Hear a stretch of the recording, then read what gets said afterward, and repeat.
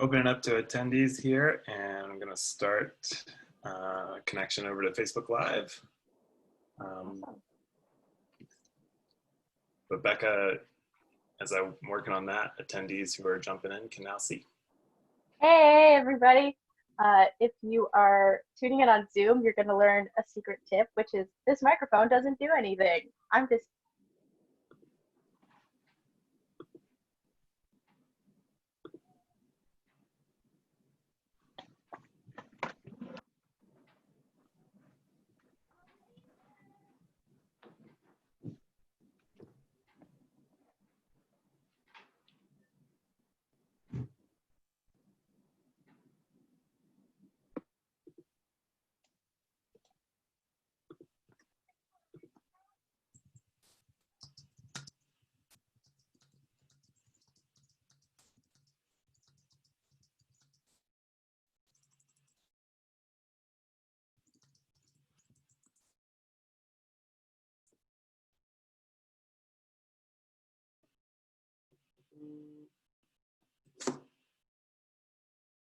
Hey. Oh, it's your internet died. Okay. We'll cover you until you're back.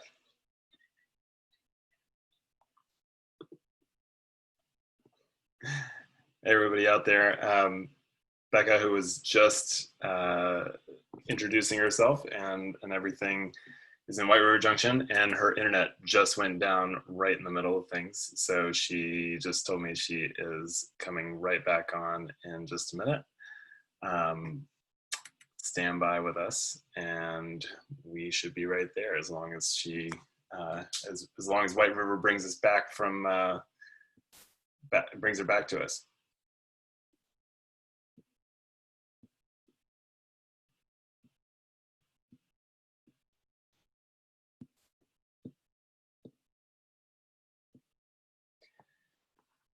You know, while we're waiting on Becca, I'm going to introduce Joanna Miller with VCAN VNRC to share with us a little bit about why weatherization is so important and critical to Vermont.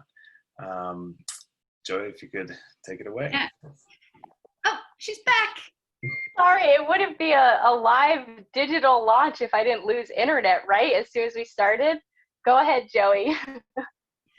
Oh, I want you to lead it off. I just, having been involved in this really important campaign for a while, I thought I might be able to provide a little background and talk a little bit about the value, but please start, and I look forward to digging in. Okay, thanks everybody. Sorry about that. And if we're lucky, maybe my power won't go out during this too. So yeah, let's kick it off. Thank you so much for joining the Button Up Vermont launch today. I'm Becca White. I'm a Community Engagement Manager for Efficiency Vermont. And September 2nd today, it's 12 p.m. That means Button Up is starting. The agenda today is, if we had started normally, Joey would be talking next, Johanna Miller, who is the Energy and Climate Director for the Vermont Natural Resources Council. She'll be talking a bit about the role of weatherization and the importance. And then after that, I'm going to be talking about the campaign itself and the different components and all of the exciting work that we're doing to make the Button Up season special, even as we do it digitally. And then we're going to talk through something called the Button Up Vermont Fund, so get ready for that. And then we're going to introduce some stories about weatherization and the importance there. And during this, if you are interested in asking a question or there's something you're thinking about, if you're on the Zoom, you can actually do that in the Q&A section. And if you're on Facebook and you're watching us, you can also go on Facebook, type a comment. If you're watching this right now, you can even like, give a little heart, do all sorts of fun things like that. And we'll not be responding to questions during this part of the launch, but we'll be answering them at the end. So if you've got questions, you can ask them now in either of those two places, but we'll respond at the end. So thank you so much for joining us today. And yeah, Joey, I'd love to have you take a moment to tell us about the value of the Button Up Vermont campaign and one piece that I did want to highlight before we jump into that is actually the partners that we work with. So Button Up Vermont is not just a campaign that has one single voice to it. It's actually a whole group of different partners and organizations that support it every year. And a big part of that is all the different partners that you should be seeing right now on the partners page on our website. That includes all of the different utilities throughout Vermont. You can see Daniel is scrolling through them right now. And you can find this on the Button Up website /partners. Then we've got our fabulous regional planning commissions. If you don't know your regional planning commission, I highly recommend checking out this resource on the website. And then our other partners include all the big players when it comes to nonprofit work around energy action. You can even see some really interesting collaborations we're doing this year with some organizations you might not have seen be a part of Button Up in the past. And then, of course, a shout out to the folks who are our business and community partners.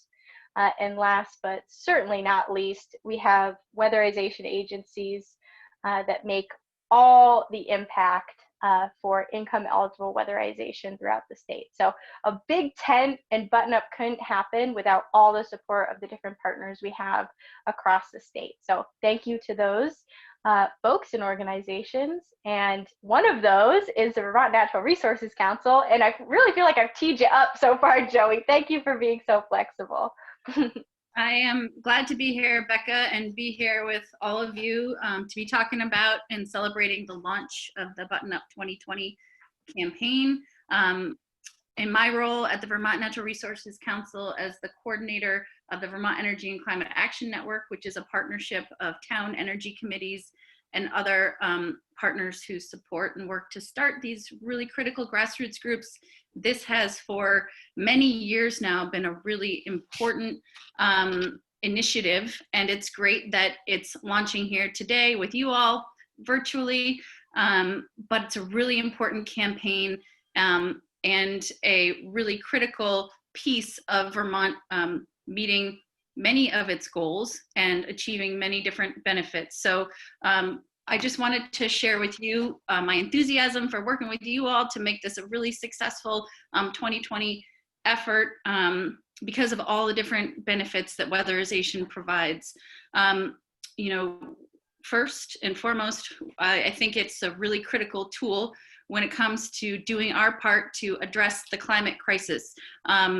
The thermal sector is one of our most energy intensive sectors. Reducing the amount of energy that we use in our buildings is a really important tool and a valuable tool in reducing climate pollution and helping Vermonters achieve other important benefits, including saving money. You're going to hear from others, including some very specific personal stories today, and I hope many of you also have your own personal stories about the value, the economic value of helping Vermonters reduce their energy costs through reducing the amount of imported fossil fuels we collectively use, tightening up their buildings so that we're not heating the outside.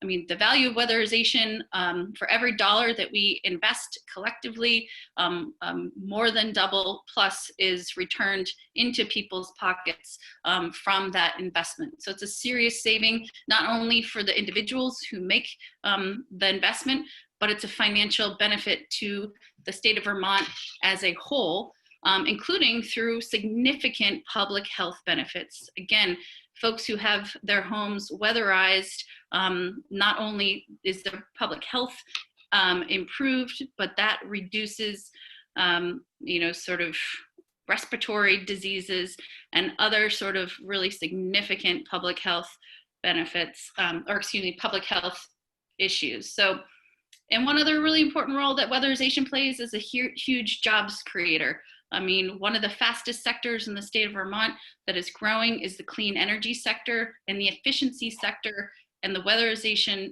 sector is really critical to that. So I'm really excited to be here with you all, launching this campaign with a huge new exciting component with with a new fund. It will be a great opportunity for those who participate, and looking forward to working with you all to make sure that we seize all the different benefits that weatherization provides. So thank you to all for joining today, and to the leadership of Efficiency Vermont for leading this campaign.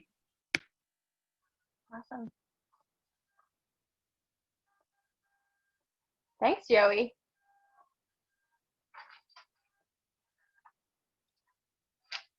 Okay, thanks, Joey. That was great. And I really appreciate you summarizing the different benefits that weatherization has in our state.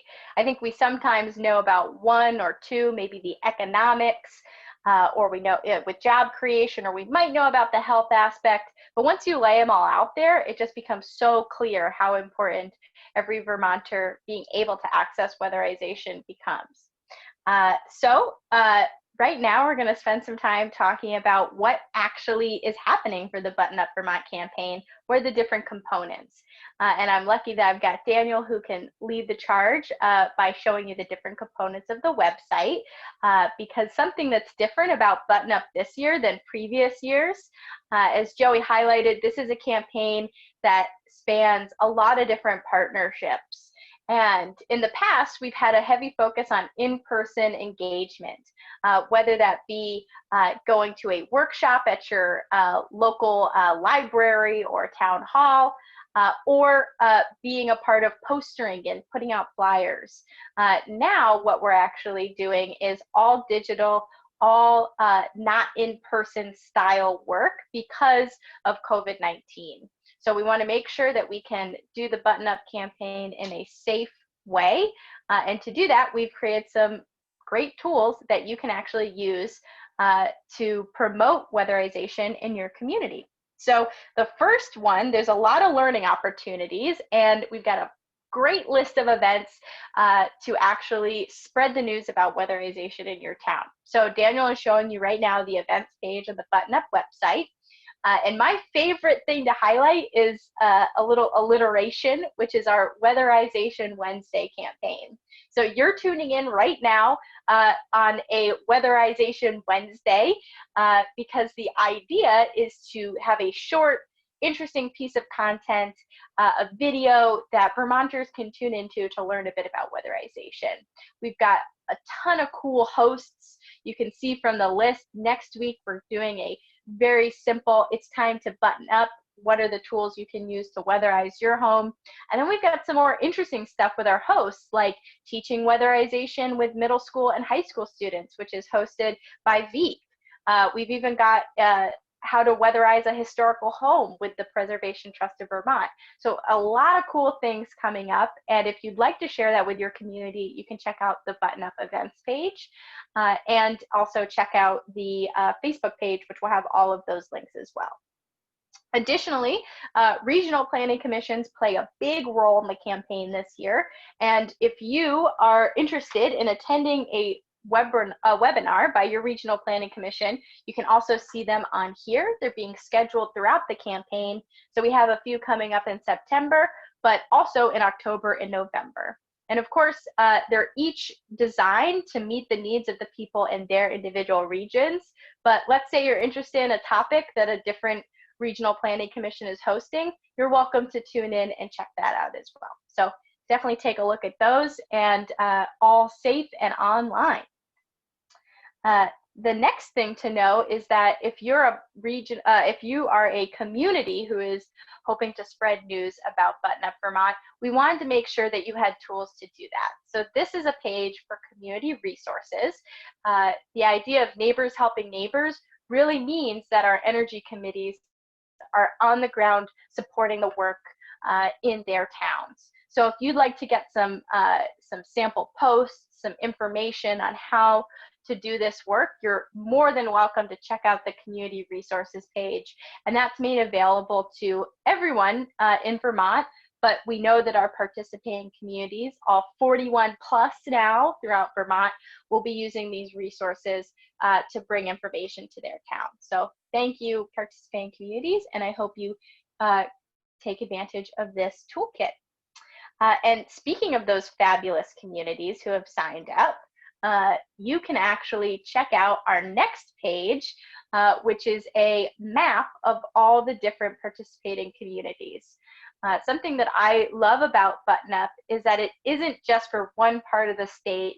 It doesn't have, it really spans all over. So if you are a Vermonter and you're thinking, I'd love to learn more about my energy committee and the work that they're doing, feel free to check out the website, and there's a very good chance that either your town or a town very close to you is doing the work this year. So love seeing all those red check marks, which denote that that is a Button Up Vermont community. In addition to the Button Up Vermont communities being signed up and sharing resources, they're also going to have the ability to share virtual home energy visits with members of their community. So folks can sign up for that. And we'll be sharing more information about the virtual home energy visits and how you can sign up later in the campaign. So look out for that. And then the last piece, which I think we've all teased a little bit, is a new part of the Button Up Vermont campaign, which is the Button Up Vermont Fund. Something that I've heard loud and clear from our energy committees and all the folks doing the work throughout the state to support weatherization is we want to make sure that we can support Vermonters who are able to get income eligible weatherization. And we haven't quite found the right way to do it until this year. And this year, the Button Up Vermont Fund was created to help share the warmth. So Vermonters can help fundraise to support income eligible weatherization projects that don't typically have funding allocated to them. So we've got Dwight DeCoster here from Champlain Valley Office of Economic Opportunity, who will speak a little bit more to the impact of the fund. But the idea here is that this fund will allow projects that previously couldn't go through, homes that were eligible for weatherization but couldn't take advantage of it because of lingering things they needed to complete. Now we can help get those folks off of the wait list and have them be able to access free weatherization throughout the state. So Dwight, I'd love to pass the ball to you and have you share a bit about what the Button Up Vermont Fund will mean for the individuals in your region in particular, and how the work that you do will be improved. So take it away. Thank you, Becca. On behalf of CVOEO's weatherization staff, 26 folks in the homes every day, and our network of 4 other providers throughout the state, and our great funders, OEO, I want to thank you for giving me a chance to talk a little bit today about our low-income program. As you know, we're very well supported with funds to take care of low-income weatherization. This year, for instance, in CVO's territory, we're doing 230 plus homes. But there lies a challenge in some of our homes. When we get there and we see the bulk moisture issues from roof or foundation issues, or vermiculite, which is just as most of you know, it's a cancer, asbestos-containing insulation material that was put in the, from the 50s through like the 80s. It's nasty. When we run across those type of maintenance issues, we are at a stop until we take care of those. And I'm going to talk a little bit mostly about vermiculite, because that is the major challenge that we face. Currently, as we sit here today, there are 20 homes that have qualified for low-income weatherization, yet we are unable to go forward because we do not have the funds to abate the vermiculite issue. And that vermiculite issue in the average home is anywhere from $12,000 to $16,000, and that's just to abate the simple ones, which are attic only. Once we get into the walls, it becomes a much greater expense. So I'm very excited that the Button Up Community Fund is coming forward to help us even more. For here in our territory, if we reach that goal for this year, at least 2 more homes will be moved out of the waiting for weatherization based on vermiculite funds to getting done. And that will mean that 2 more families are going to have a huge change in their lives. They're going to have a warmer, safer, more energy efficient home. And the outlook on life is going to be much more sunny for them. So we're so excited that we're partnering with Button Up this year, and we will be able to bring our program to even more of our income eligible folks for weatherization. Thank you, Becca. Awesome. Thank you, Dwight. And I think it's so important to be able to take a moment to thank you for the work that you do at CVOEO, along with all of the different weatherization agencies that serve the state. So even if you wouldn't be calling Dwight in particular, because you're thinking about income eligible weatherization, there's an organization out there that can support you, and you're in good hands in all of those cases. So thank you so much for the work you do, and I'm excited that we were able to offer something like the Button Up Vermont Fund to allow energy committees in our community to support this real gap in some of the funding to do the work that needs to be done. So thanks. And the next piece that we're going to talk about will actually be some stories about weatherization. So when we think about weatherizing our homes and we think about the value of doing that work, it's one thing to have me stand up and say something. It's another to actually hear from folks who are doing or have done a weatherization project in their home. And when we were thinking through people we wanted to talk about their weatherization story, it came right to mind that we should have asked John Copans, who is the program director for the Model Communities program at the Vermont Council for Rural Development, VCRD. So John not only works in communities every day, but he also has his own weatherization story. So I'd love to pass the virtual baton on to you, John, to talk to us about the work that you did and the role that you play in communities. Thanks so much, Becca. So I know some of you from my work at the Council on Rural Development with the Model Communities and Climate Catalyst program, but I'm really here today as a happy customer.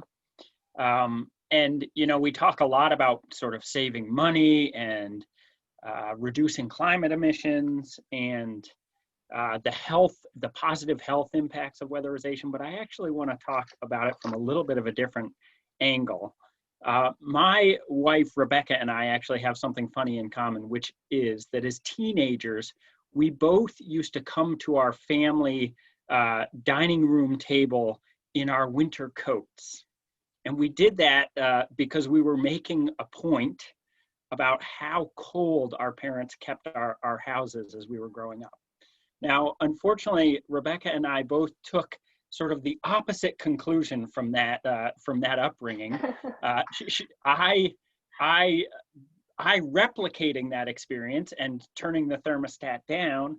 Rebecca reacting and responding to that experience by turning the thermostat up. So you can imagine when we bought a house together, as we embarked on our life together, this could be a source of tension. But one of the things we did within a year of buying our house is we reached out to Energy Smart, which is the weatherization team that's hosted by Capstone.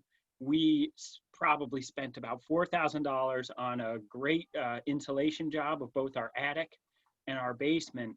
And yes, I think it saved us tons of money over the 12 years. But more importantly, it has helped us as a couple share a home together, because we're not doing that constant sort of turning up and turning down of the thermostat. We have it warm, we have it comfortable, and we're both happy in that circumstance. And so for us, that's like the most important part of the weatherization that we got done, is that it really means that we're both comfortable in this house together. And at least so far, none of our children have shown up at the dining room table with their coats on yet. It may still happen, but it hasn't happened yet. So wow, that's my weatherization story for you. Wow, John, you have exceeded all expectations. That is the best weatherization story I have heard. You've heard it here first. The marriage saving abilities of weatherizing your home, keeping your families warm and together. That's great. Thank you so much. Yeah, thanks. And next up, we've actually got someone from Essex Junction. So Darren has completed a weatherization project, and as long as we can get the fun digital side going, I'm going to pass it over to Darren. Hi, thanks so much for joining us and sharing your weatherization story. Hi, Becca. Thanks for having me, and thanks to Dan for inviting me. So similar to the last speaker, we have a weatherization story from our own house, and I am the planner for the town of Essex, and I've lived in Essex as well in the village, but I had done some work on the enhanced energy plan with our energy committee, but had no idea that the house that I was living in our community did not have any sort of insulation in the original part for the better part of 70 years since it was built. So we worked with a weatherization firm, consultant, to figure that out in the first place. And then they came in and did dense packed cellulose from the exterior of our house during the middle of the pandemic with no, safety issues where, we were too close for comfort or anything. And there's no visual impact on the house. And we've already noticed a difference in the comfort level of the home. There's less of a draft. There's the dehumidifier runs at about half of what it normally does. And we are looking forward to saving some money on gas heating in the winter. But in addition to that, we also have a heat pump in my wife's dog grooming shop in the addition of the house. And that alone is able to cool our house during the summer, especially now that we have the insulation. So, all these little things really add up. And especially with the incentives from Efficiency Vermont, it really is affordable to make this happen. We needed a little bit of upfront capital, but it wasn't that at all. So I highly encourage anybody to reach out to Efficiency Vermont or your local utility and sort of start to figure this out. It's really not that difficult. And those baby steps do add up. Wow. Thank you, Darren. That was wonderful. And thank you for your work in local government. Definitely deserves some thanks on that side as well. One of the things that I loved that you just talked about was the cooling aspect. I think a lot of us think about weatherization as, maybe my background is a bit biased. We think about weatherization in the winter, but it's also really important for the summer. I know that when we weatherized our home, what we noticed was that we could actually be upstairs in the summer months and not feel like we were going to sweat through everything. So thank you so much, Anne, for sharing your story today with us. And then next up, we've actually got Jill from Wardsboro, and Jill has also completed a weatherization project. I know we have some photos, so we'll see if we can do it all. Jill, thank you so much for taking the time out of your day to talk about the project that you completed. Sure, my pleasure. So, yeah, I'm on the Wardsboro Energy Committee and hadn't actually meant to do a project, but everyone was getting signed up for a home energy visit, so I decided to sign up. We're in an old farmhouse, and only the front half of our attic was insulated, and it was really old insulation. So we had a home energy visit, and he said, it was Steve Spatz, and he said, well, you should do your basement and your attic, but if you start with one, just do the attic. So that's what we started with, and we had a blower test. And, it definitely showed a lot of leaks. So there's the spray foam that we had done. Oh, wow. Yeah. So it took 2 days to spray foam. And then, you're supposed to be out of the house, even though I think it's some kind of soy derivative. I guess it's toxic. So then it dries for 24 hours after that, or off gases for 24 hours after it's done. So we had that done, and then the sheetrock and the windows were put in. And then we had there it is. The knee walls are going up. So those are new windows. It hasn't been, what is it called, framed or whatever it's called. Yeah. And then we had a blower retest, and I guess it said that we saved, there was a 20% improvement. So I don't know what that's going to mean for our heat bills for the summer, for the winter, but we're really looking forward to, seeing how our heating bills are going to improve and how the second floor bedrooms are going to be warmer, because we tend to keep our heat at about 50 in the bedrooms. So yeah, it's been, you know, the learning for me about this was just all the steps, because it just seemed really daunting. But Steve Spatz really laid everything out for us in terms of, you know, what do you do first? What's the next step? Because it all seemed very mystifying. Now I feel like, having gone through it once, I understand all the steps, and it was just very helpful, you know, to get all of that just laid out for us with Efficiency Vermont. Yeah. Jill, thank you so much for sharing that story. And I really want to lift up the fact that you've pointed out something that we hear quite a bit, which is that the difficulty sometimes in weatherizing is just trying to understand what the right next step is, or what's the right project for your home. So I'm happy to hear that you were able to find a resource with Steve Spatz. And of course, for anyone watching this, if you're in the same frame of mind that Jill was, not quite sure the next step, you're seeing everybody sign up for Button Up, it's a great opportunity to reach out and learn about the different ways that you can start identifying projects. And you might not do a full weatherization project this year, but there's also some great do-it-yourself options that you can consider. And we've got the Button Up checklist that you can run through and see all those different items. So Jill is a great example of someone who sounds like she was hearing about it and she took the plunge. So good job. Thank you. And wow, those were some great stories. I know we have our very own Daniel Shearer from Tamarack Media, who's supporting the campaign this year. He has his own weatherization story. And, you know, I couldn't help myself. You have some great photos, Daniel. I feel like you got to tell us about your weatherization project. We're happy to. So I moved into a house built in the mid 80s, and we got an audit right before we even moved our stuff in, that showed not the worst, but definitely some room for improvement, that mainly pointed towards good insulation of the rim joist, that area right between the top of the basement wall and the beginning of the first floor.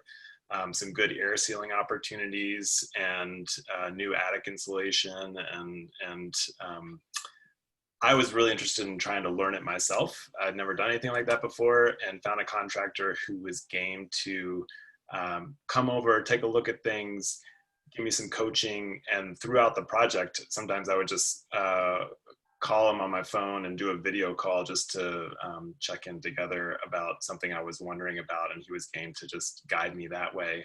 Allowed me to save a ton of money in costs, get the advice that I needed, and I focused a lot on exactly those things that I just listed.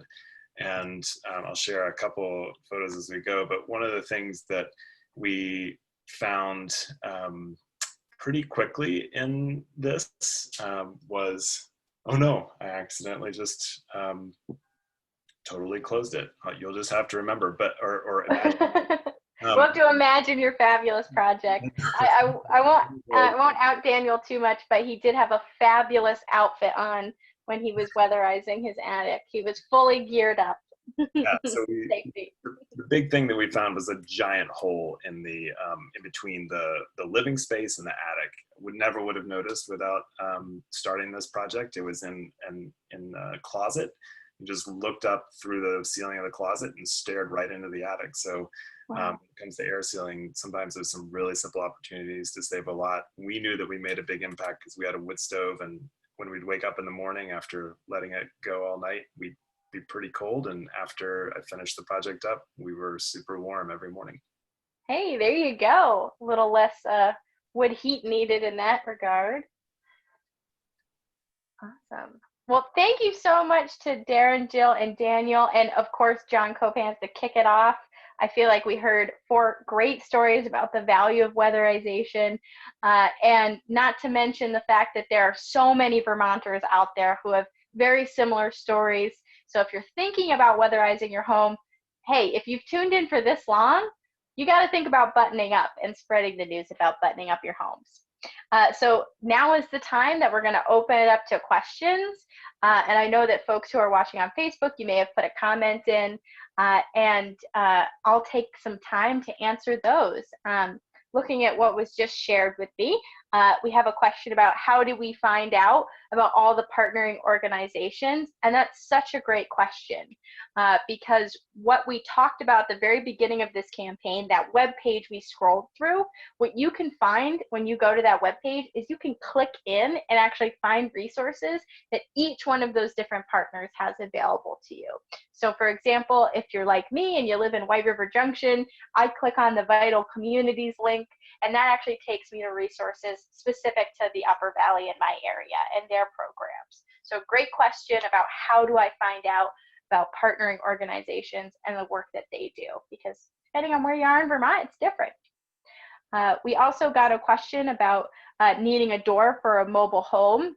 So if you have a specific project in mind, whether it's a manufactured home, mobile home, or just a stick-built home, a great next step is actually to call the customer support folks at Efficiency Vermont, or check out, try to find a contractor or even a local retailer if you're going to DIY that project.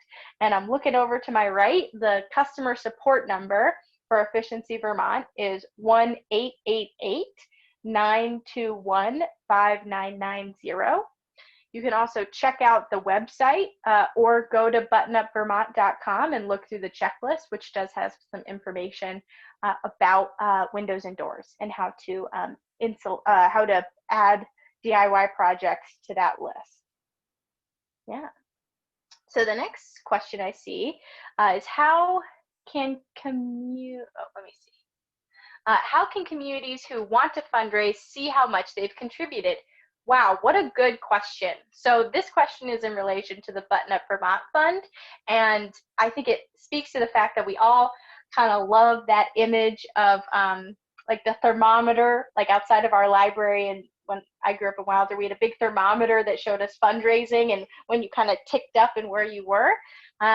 If you set up a team, if you're a participating community and you'd like to fundraise, or let's say you're someone out there who says, I'm so jazzed about the Button Up Vermont Fund, you or a participating community can set up a team. And that team under GoFundMe actually lets you track how many folks have donated to your team. And you can follow it on their webpage, which is great. And if you are a participating community and you have nitty-gritty questions about the fundraising aspect, feel free to shoot me an email or tune in this Friday. We're going to be going into the exact aspects of fundraising and supporting the Button Up Vermont Fund. Yeah, so we did get a question around ventilation, and I think that's really important. When you make a home really tight, you want to make sure that you're still getting airflow. So I would recommend, if you're asking questions about ventilation in your home in relation to weatherization, this is a great opportunity to connect with an efficiency excellency network contractor. It's important to know whenever you're doing a weatherization project, if you're doing a whole home project, like Jill, for example, you're going to want to connect, or Darren, you're going to want to connect and make sure that you're doing everything up to health and safety. So having someone who's a part of the EEN is a great place to start, because they will make sure that you hit all of those targets. So, and if you have further questions about ventilation in particular for your home, feel free to connect afterwards with us or check out the website. So yeah, I feel like we got some good questions so far. And I want to make sure that we answer any that are coming up. But at this moment, I'm not seeing any come through. So I'll take a moment with my internet shorting out at the beginning. I did just want to show you what I brought with me, which is like a fun to kick off the Button Up campaign. So you missed that because of my internet, folks. Yeah, and so we just had another question about the program this Friday for participating communities. So this Friday, I'm going to be doing a bit of a participating team huddle. So if you have questions about the actual campaign and you're saying, how do I access sharing the Weatherization Wednesdays as an energy committee, join on Friday, starts at 12. And feel free to shoot me an email if you didn't get that link. And I'm also going to be sending out a reminder email today.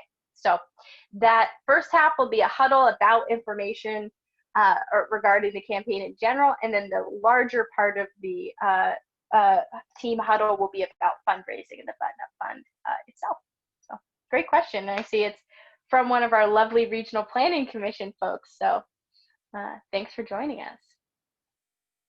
Great. So with that note, I'm not seeing any other questions. Daniel, am I missing anybody? Is anybody out there? Okay, cool. So with that, I just want to say thanks to everyone who took the time today to launch the Button Up Vermont campaign. And we did record this. So if you're watching this a few days later, thank you for pulling up the recording. And if you're watching live on Facebook or with Zoom, thank you again. It's great to be a part of this campaign. And starting today until the end of November, you're going to be hearing a lot more about weatherization and buttoning up. So hope you have a good rest of your day. And that's it from us. So hope you have a good Wednesday, you know.